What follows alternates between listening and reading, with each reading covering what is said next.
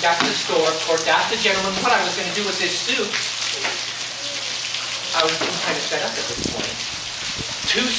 Three stripes, well, two stripes were getting kind of, however it goes in baseball. Anyway, he said, well, the back of your, I told him about the suit. He said, no problem, all you got to do is just,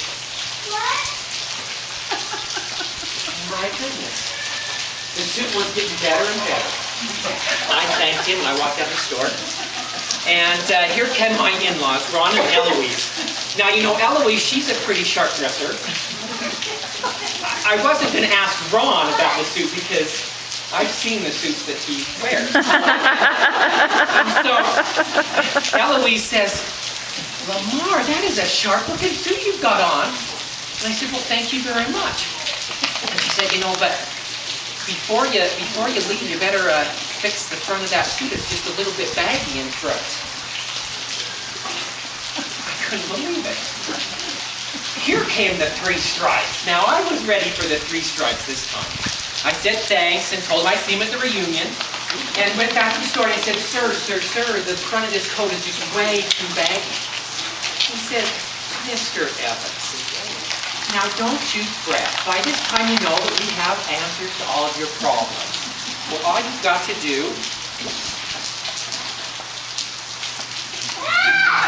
it was perfect. I looked at it in the mirror and I couldn't see anything wrong with this suit. So I walked out of the store and a couple of high heels started to walk past me. I couldn't tell exactly who they were.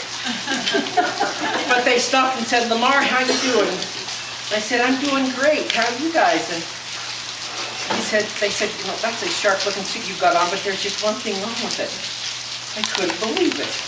I thought it was perfect. And they said, your trousers are just a bit too long.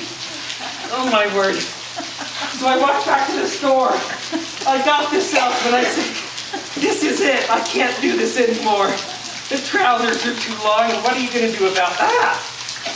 Well, sure enough, he showed me exactly what to do.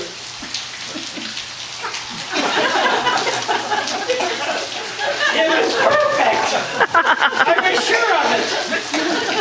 So I was walking towards my car. Well, I wasn't sure where my car was by now. But I happened to be by this bench. And there were these two little ladies sitting on the bench.